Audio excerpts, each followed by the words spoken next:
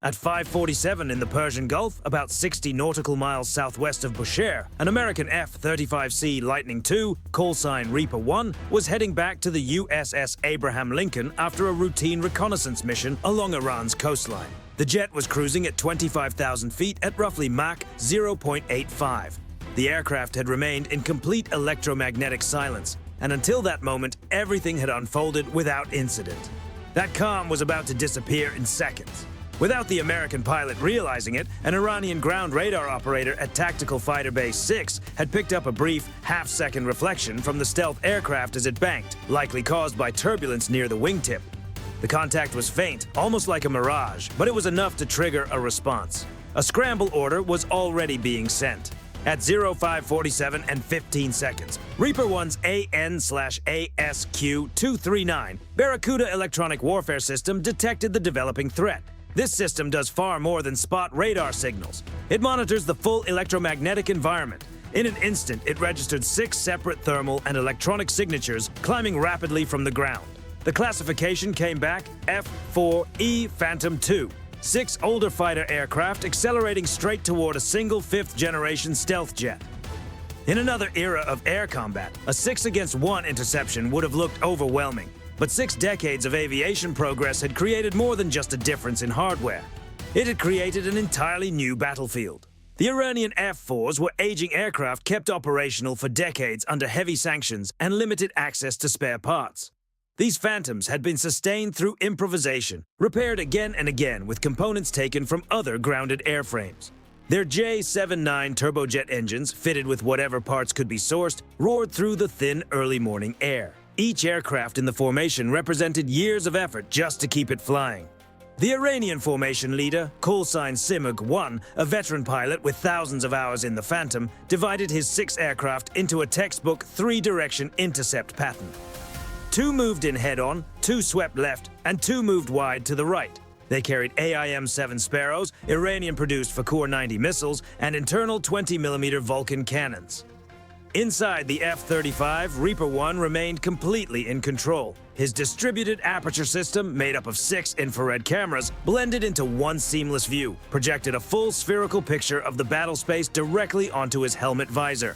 He could even look through the structure of his own aircraft and watch 6 green symbols rising from below. Lincoln, Reaper 1, 6 bandits, Phantoms bearing 040, range 120. They're setting up an intercept bracket. Request weapons free. Reaper 1, weapons free. Engage at discretion. What followed was the precise, unforgiving calculation of stealth combat. Reaper 1 carried exactly 6 AIM-12 OAM-RAAMs in his internal weapons bays. 6 missiles, 6 targets. If even one shot failed, or if one Phantom managed to get through the initial exchange, the situation could quickly shift into close-range combat against an aircraft equipped with a cannon and flown by crews with extensive experience. There was another complication. To fire, a stealth aircraft briefly gives up part of its advantage. The moment the internal weapons bay doors open, the aircraft's radar profile grows. For a fraction of a second, the nearly invisible fighter becomes much easier to detect. The F-35 systems controlled that process with extreme precision. The doors opened, the missile was released, and the doors snapped shut in a narrow 0.8-second cycle. If an Iranian radar swept across him during that exact instant, the hidden aircraft could suddenly appear. At 60 nautical miles, Reaper 1 selected the trailing pair first, Simurg 5 and 6. The logic was simple and tactical.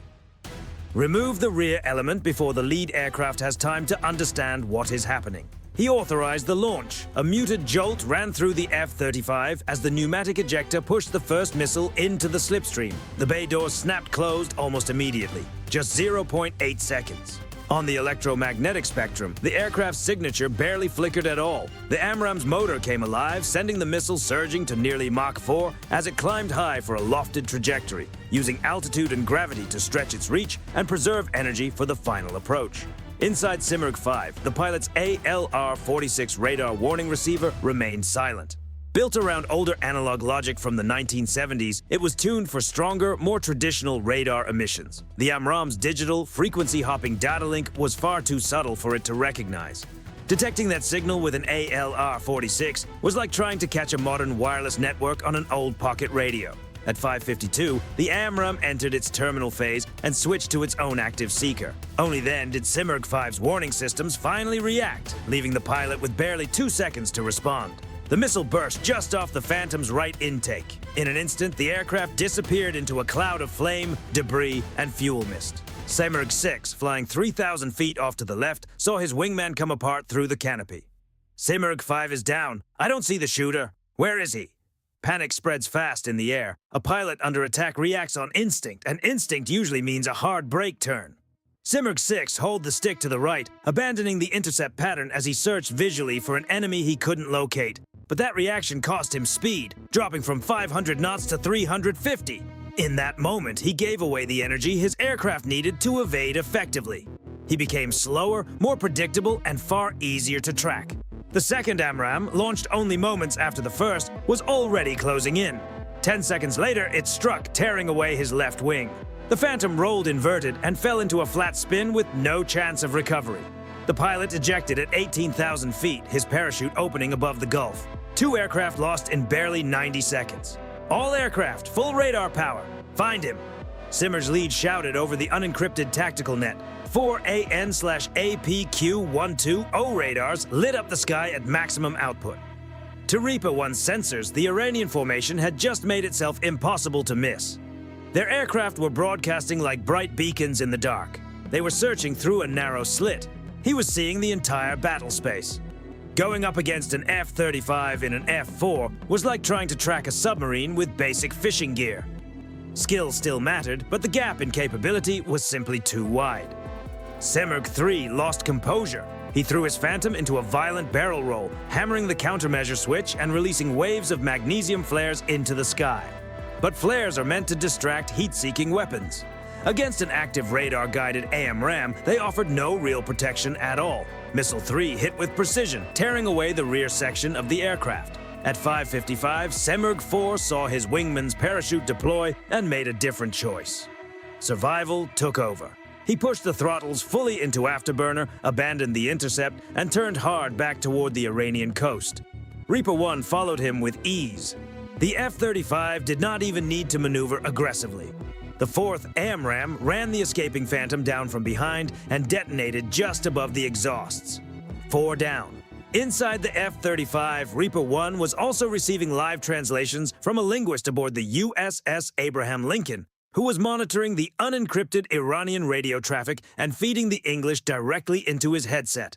He could hear the urgency in the Farsi voices. These were experienced pilots, men who knew their aging aircraft inside and out, suddenly realizing they were being taken apart by a system they could neither see nor properly engage. They had spent years mastering machines that had long since fallen behind the realities of modern air combat.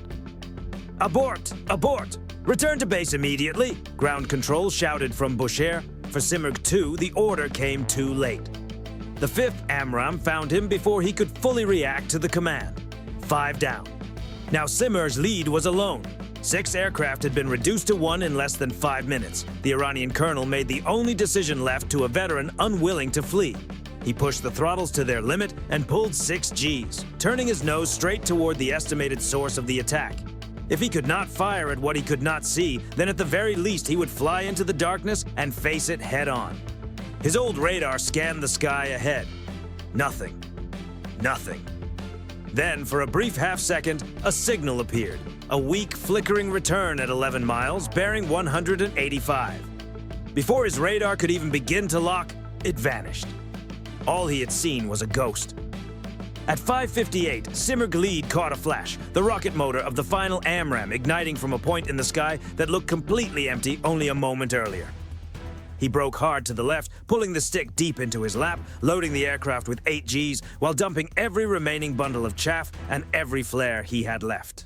The missile's onboard computer sorted through the debris cloud in real time, recognized the decoys as false targets by the way they slowed almost instantly, ignored them, and stayed on course.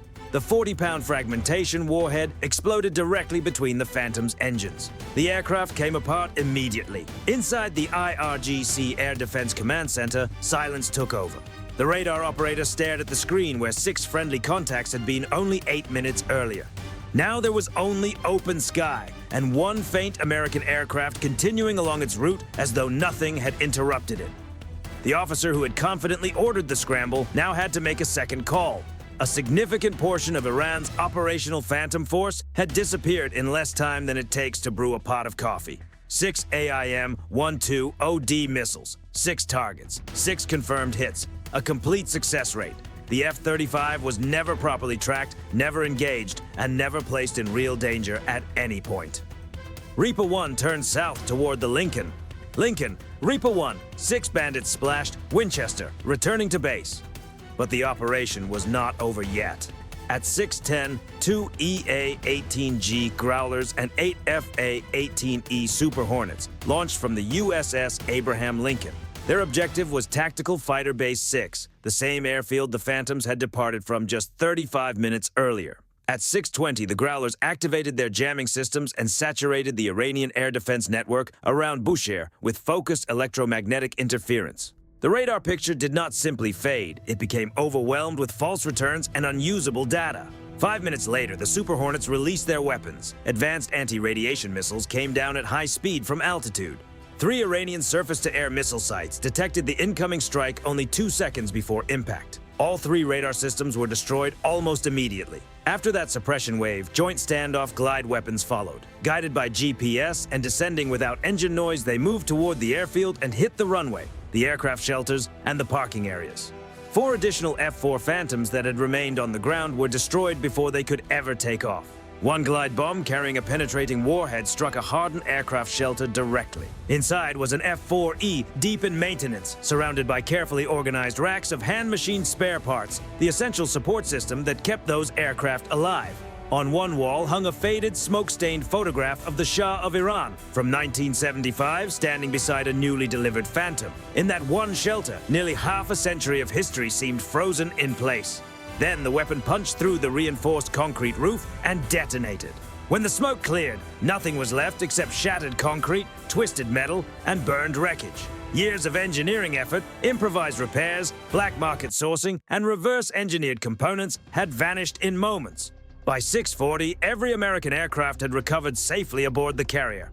The battle damage assessment was stark. Iranian losses included 6 F-4E Phantoms destroyed in the air, 4 more destroyed on the ground, 3 air defense radar sites eliminated, and Tactical Fighter Base 6 left non-operational. Roughly 1/3 of Iran's active F-4 fleet was gone.